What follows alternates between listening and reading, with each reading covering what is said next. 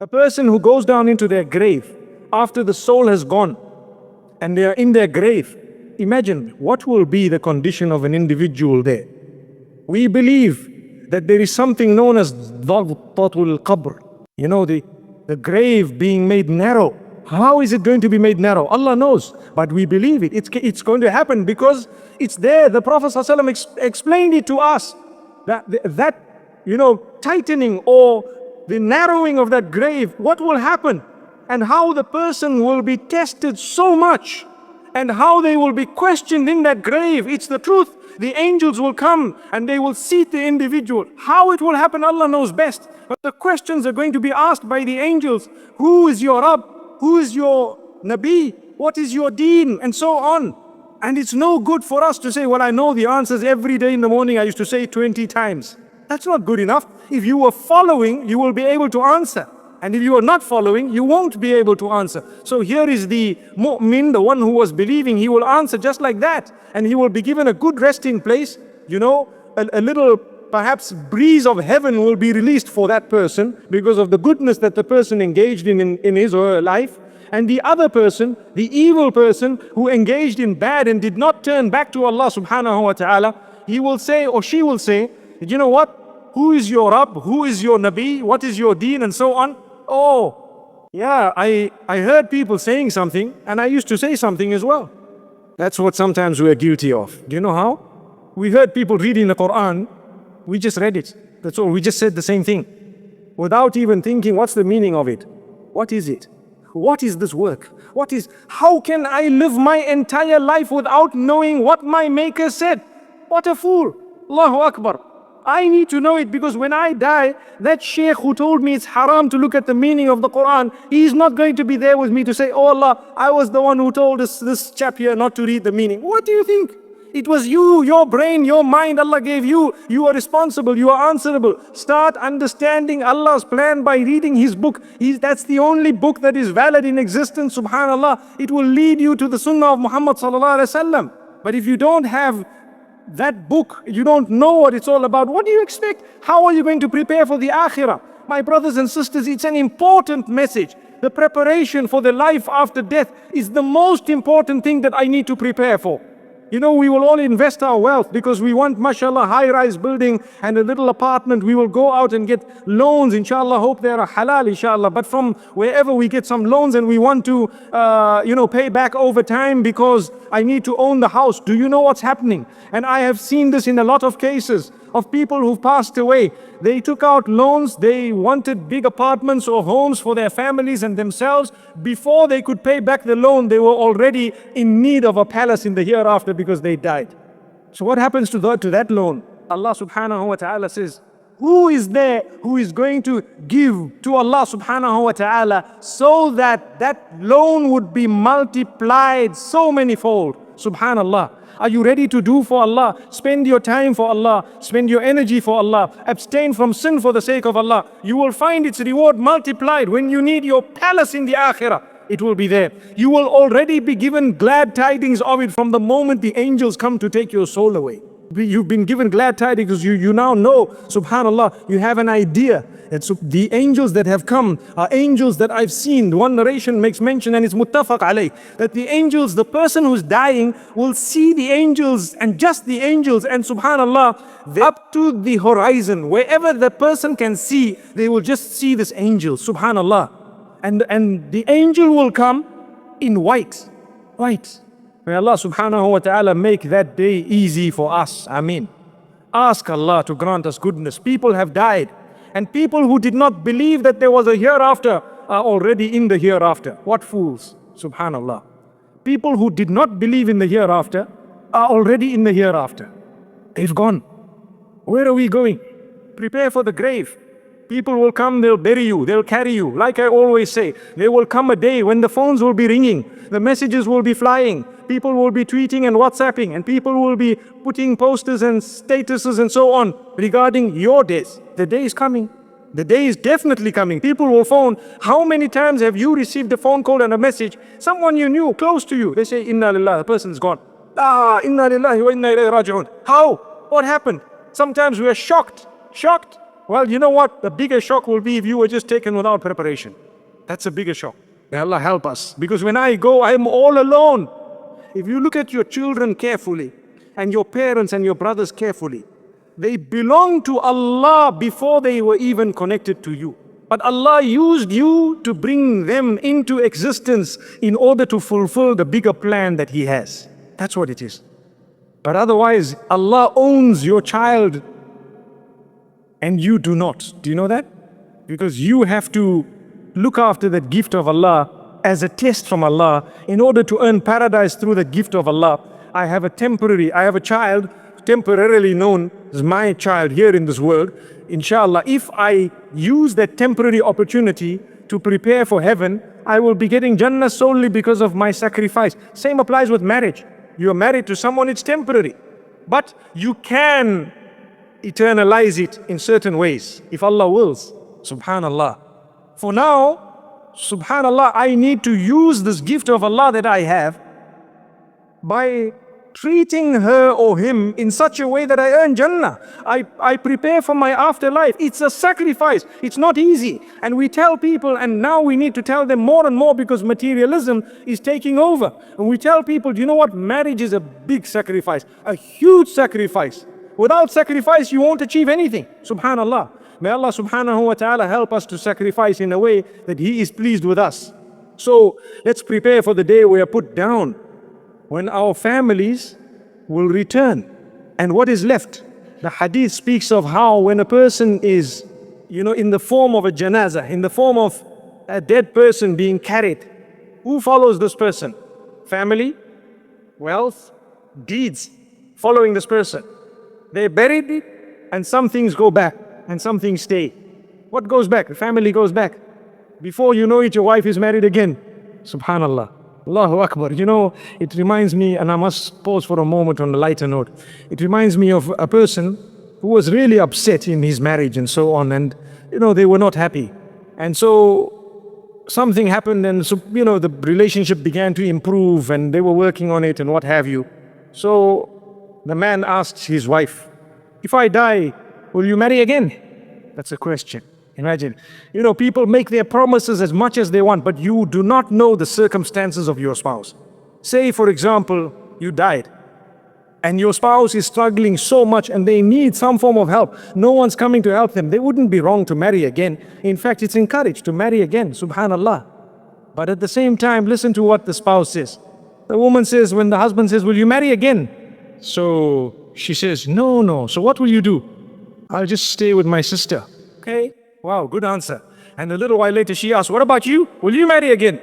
He says, no. So what will you do? I'll also just stay with your sister. May Allah subhanahu wa ta'ala grant us ease. May Allah subhanahu wa ta'ala bless us. May Allah subhanahu wa ta'ala forgive us. We're ready to make a plan for when our spouse is dying, but we haven't made a plan for when we die. Have you thought of what I'm saying? We make a plan, we already know if she dies, hey, I've got another 2, 3 lined up, mashallah.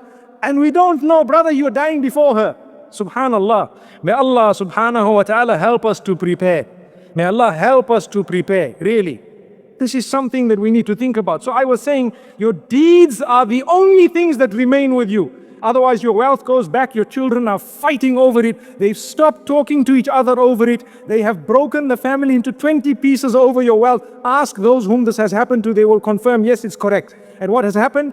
That wealth, had you not left it, perhaps your family might have been closer bonded than now that you had a lot of wealth. I know of people who've had nothing, and after the death, the family is so close, mashallah. And I know of people who've had so much that when the person passes away, someone is trying to rob this one, and the other one is denying that one, and this one is claiming his share of inheritance, and the other one comes and say, that was mine, and I worked with dad, and I did this, and it was me, and debates go on. Yes, there are exceptions to that. There are people who've died, mashallah, wealthy, and even their children, mashallah, have been happy thereafter. But the message here is what you've amassed in terms of wealth, and what you have had in terms of relatives. You've had 20, 30, 50 children. Trust me, they will go back. Before you know it, they will forget you. Look, we are seated here. How many of you know your 7th forefather?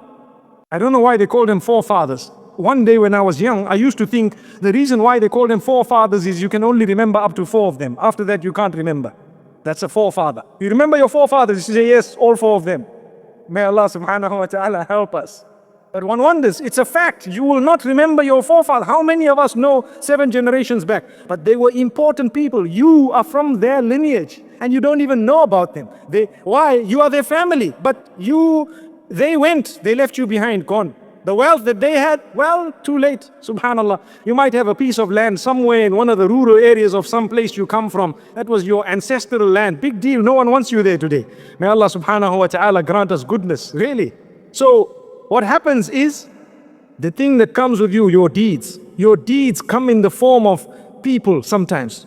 The hadith has different descriptions. The deeds come in the form of a protection for you. That's your deed. That's your deed. What did you do? This man, this is his zakah, this is his salah, beautiful salah. We don't want a quality that is useless. Subhanallah. You know, there was a time when we used to think that the quality of items made in China is not good, but that's wrong. It depends how much you are ready to pay for an item. Ask those who have done business. There was a time when I didn't know any better. I was corrected by someone who is Chinese here in this crowd. Subhanallah. Corrected me. They sent me an email to say, hey, what you said was insulting. It was wrong. You cannot say Chinese products are bad. And they're not. And I guarantee you that it depends on how much you pay. And also on Allah's acceptance. You know, sometimes you buy a vehicle, very expensive one, but it happens to be slightly faulty. Well, that you paid for a lovely car, the fault, that was just a test for you, between you and Allah, subhanahu wa ta'ala. No one planned it for you to have that particular item. It was Allah's plan. The same applies. You see how much you're ready to pay. That's the type of goods you get. So if you want to buy a light, and the light is 1 dirham, then perhaps it will last for a day, 2 days, and then it will go.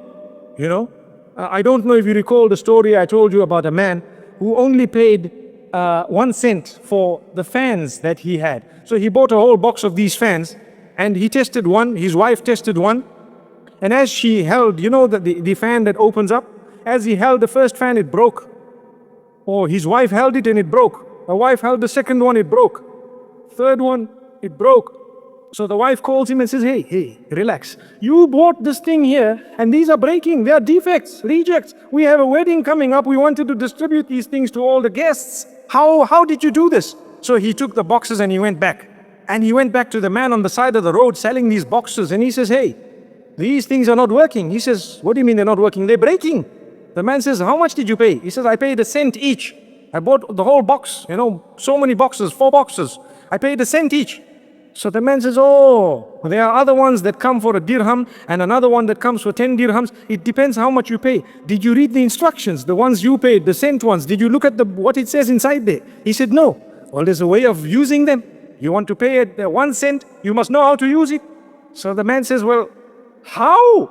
This is a fan. It's normal. The whole world knows you open the thing and mashallah, it gives you a nice design and then you use it, you know, with your hand. He says, no. Those are the ones for 1 dirham. The one for 1 cent is a different way. So what's the way? He says, come, I show you. Okay, hold it in your hand. He holds it in his hand. He opens the thing and it's, you know, the fan comes out. Beautiful picture. He says, now put it in front of your face. He says, okay, put it in front. Now move your head. So the man says, what do you mean? He says, but that's if you want to pay nothing, you got to know how to use it. You want the ones that you move, you must pay a bit more. Do you know what? With our deeds, sometimes our deeds are not, the sincerity, the quality is not good enough. May Allah forgive us. So take a look at Surah Al-Mulk. Allah subhanahu wa ta'ala says, we read Surah Al-Mulk so often, people know it off by heart. Listen to that second verse. Allah says, it is He who has created death and life for a certain reason. What's the reason? In order to test who has better deeds from amongst you. He didn't say who has more deeds. Because what's the point of doing more deeds when the quality is like that 1 cent fan? What's the point? I'd rather do less deeds with a quality that when I need the fan and the cooling, I will be cooled. Subhanallah. So this is why, remember, your farad is your farad. You cannot compromise that. Your obligation, you cannot compromise. But that which is excess and more than that, the quality is more important than the quantity. If you have read the Quran properly and thoroughly and covered it within a span of a month, and you did it correctly, beautifully, trying to understand its meaning and so on, it is far more valuable than whipping through it and telling people, I complete one Quran every third day or every day and so on. If you want to read raka'at of Salah and offer voluntary Salah, it is far better for your preparation for the afterlife if you were to offer less with quality than offering more with quantity and no quality. If you can do both, alhamdulillah, quality and quantity, that is a success. But if you cannot do the quantity of it, remember, it's the quality that counts. These are the deeds. This is preparation for the afterlife. Because when we get to our graves, that salah that we did last minute, it happens every day. Hey, it's Asr. What time is sunset? Okay, sunset is at 5:31, for example. So we say, okay, it's still 5 o'clock. I still got a bit of time. And we're still finishing a game, watching a movie, doing some. Brother, stop everything. The time started at 3:35, whatever the time was. You need to put aside everything and read your salah. We always say, tell your work. Don't say, oh salah, I have work. Say, oh work, I have salah. Quit it. The women folk, sometimes they're cooking for you, because sometimes we come roaring home like a lion. I'm hungry. Have you heard that? I'm hungry. What is there to eat? Hey, poor woman is reading Salatul Asr and we're shouting. Relax, take it easy. Go and make yourself an egg, inshallah. That egg is more blessed than you screaming in this way while she's trying to earn her Jannah. My sister, don't compromise your salah for cooking. Don't compromise your salah for something else. No, stop everything. Your salah is your grave. You know why? Your life might stop at that moment. That salah will come and save you. You will get into the afterlife before you know. People say, but my children, they are this, they are that. Read the sunnah, ask the ulama, find out how to fulfill your salah. If your children are troubling you a little bit here and there, you fulfill your salah. Subhanallah, make sure that you've done it. There is no excuse. May Allah grant us ease. Now I'm just thinking, there might be some people thinking, okay, I'm intentionally going to make a nice long salah, without having cooked. And then I will say, didn't you hear the talk last night? Didn't you hear I was busy with my salah? Didn't you hear the talk last night? So remember to strike the balance. We are not saying don't abuse things in order to do something that you want to, or not to do something that you have to. Don't abuse things. May Allah subhanahu wa ta'ala help us. So the preparation is such that every one of us, common logic will tell us, I need to prepare. Common sense. But sometimes Allah says, nay, you love that which is in front of you now, that which is current, you love it, and you are forgetting that which is coming. And this happens to all of us. What's in front of us, we want it. And what is coming, we forget. Allah says, strike the balance. Use the current in order to prepare for that which is coming. May Allah make it easy for us.